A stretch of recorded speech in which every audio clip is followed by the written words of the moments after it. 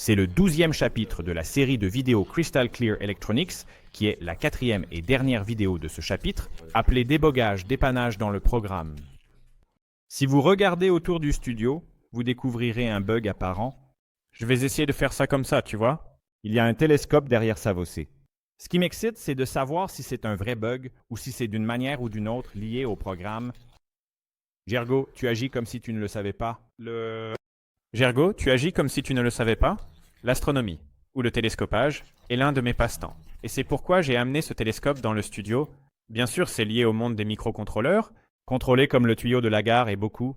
Pas avec ce télescope, mais avec des télescopes professionnels. Le mouvement nécessaire du télescope résultant du mouvement apparent du ciel et l'ajustement de l'angle de l'horloge sont généralement effectués par des microcontrôleurs de manière très professionnelle. Maintenant, Magodani Marion Profimodon. Maintenant, allons-y. Retournons au programme que nous avons laissé de côté dans notre 3e vidéo. Car nous voulons continuer à le développer davantage dans cette vidéo, nous allons ajouter une nouvelle touche à notre programme, suivons les instructions. Nous allons contrôler la luminosité de la LED avec le bouton poussoir connecté à la broche PB0. Pour faire cela, vous devez initialiser la broche 0 sur le port B, en tant qu'entrée, et nous devons également connecter le bouton à cette broche. Regardons comment ce circuit fonctionne. Nous pourrions avoir besoin de boutons poussoirs plus tard. Nous pourrions avoir besoin de toi plus tard. Le bouton poussoir est aussi... Le circuit du bouton poussoir se compose d'une résistance de tirage, d'un interrupteur, d'une résistance en série et d'un condensateur qui met en œuvre un filtre RC passe-bas. Nous verrons plus tard ce que c'est et pourquoi nous en avons besoin. Le plus important d'entre eux est la résistance de tirage et l'interrupteur. Regardons-les séparément. Dans notre schéma, au lieu de l'interrupteur, nous pouvons voir un espace et le fil à gauche et à droite du diagramme, respectivement. Le circuit à gauche montre l'état lorsque le bouton n'est pas pressé, tandis que le circuit à droite montre l'état pressé. Dans la figure, nous pouvons suivre le changement de tension sur la broche du microcontrôleur. Nous pouvons suivre la formation du système lors de la pression. Quand ne pressez pas bouton, voyez écran. Lorsque nous ne pressons pas le bouton, il n'y a pratiquement aucun courant qui passe à travers la résistance. Donc il n'y a pas de chute de tension à travers celle-ci. C'est pourquoi la tension d'alimentation apparaît sur la broche du microcontrôleur.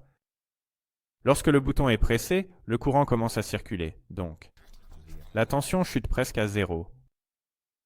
Vous vous demandez peut-être aussi comment connecter le bouton pour que ce soit l'inverse.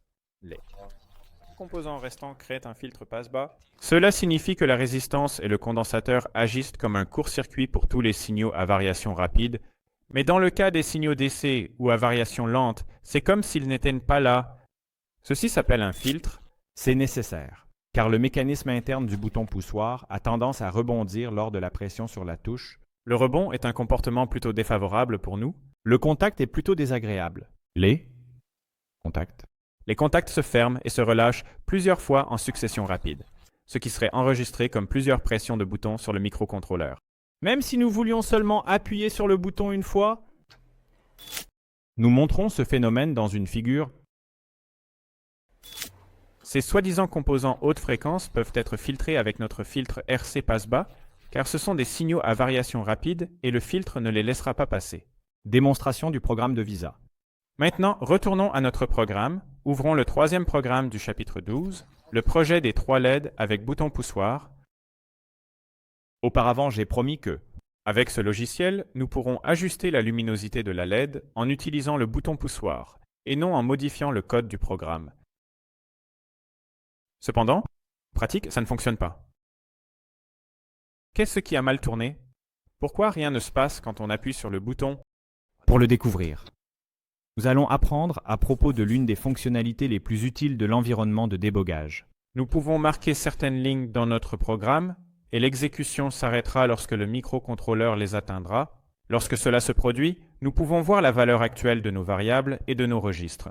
Ces marquages sont appelés des points d'arrêt. Nous pouvons les placer en cliquant sur la barre grise sur le côté gauche du programme.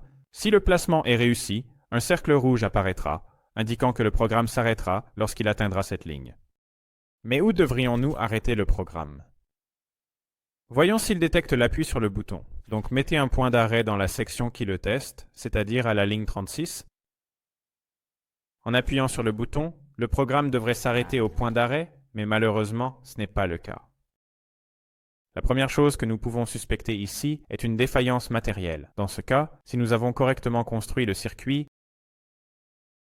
il vaut la peine de vérifier si tout est correctement connecté sur la plaque de prototypage. La façon la plus simple de faire cela est de mesurer la tension à l'aide d'un multimètre sur la broche du microcontrôleur à laquelle le bouton poussoir est connecté. Lorsque le bouton n'est pas pressé, vous devriez voir une valeur proche de 5 volts sur le multimètre et proche de 0 lorsque le bouton est environ pressé. Si vous effectuez les mesures, vous verrez que les résultats ne sont pas ceux que vous attendiez. Peut-être que la broche se comporte différemment de ce que nous aimerions. Par exemple, il fait fonctionner le point que nous voulons mesurer en tant que sortie. Mais où est le problème? Pensez à ce qui arrive aux ports et aux broches dans le logiciel. Dans la première étape, il est initialisé, puis nous regardons sa valeur à chaque boucle. Dans ce cas, il n'est pas si difficile de découvrir quelle partie de la théorie ne fonctionne pas correctement en pratique. Regardons à nouveau l'extrait de code d'initialisation. La ligne DDRB égale. F peut attirer notre attention. Cela définit chaque bit du registre DDRB à 1, ce qui signifie que chaque broche est configurée en tant que sortie. Voici le problème. Écrivez-le sur DDRB égale à 0. Maintenant, toutes les broches du port B sont configurées en tant qu'entrée. Redémarrons le programme en laissant le point d'arrêt en place. Ouais, vous pouvez voir que si vous appuyez sur le bouton maintenant, le programme s'arrêtera à la bonne ligne.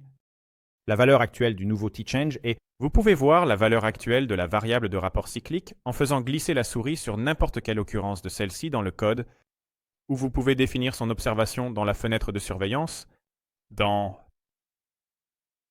cette manière. Bon fonctionnement du programme peut être vérifié. Lorsque la valeur de la variable de rapport cyclique est inférieure à celle du compteur, la LED s'allume.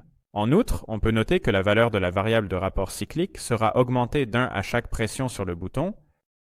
La partie intéressante, peut-être incorrecte, vient après 9, car la valeur de la variable sera 10. Ce n'est pas un problème, le prochain extrait de code prendra effet et nous réinitialiserons la valeur de la variable.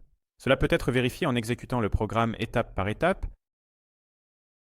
J'espère. Ces quelques exemples simples ont réussi à mettre en lumière les processus de débogage logiciel et ses outils. Il devrait l'être. Nous allons également mettre en œuvre des logiciels plus complexes plus tard, et ces outils pourraient devenir des compagnons utiles pour le développement, la programmation et le débogage. C'était la dernière vidéo du 12e chapitre de Crystal Clear Electronics. Le document pédagogique est au format PDF. Vous pouvez télécharger le programme au format PDF sur crystalclearelectronics.eu ou en hongrois sur crystaltistaelectronica.hu. Vous pouvez trouver l'application mobile pour les plateformes Android et iOS sous le même nom. Bonne technique sur Facebook. Suivez-nous sur Facebook et à bientôt dans les prochaines vidéos. Au revoir. Au revoir.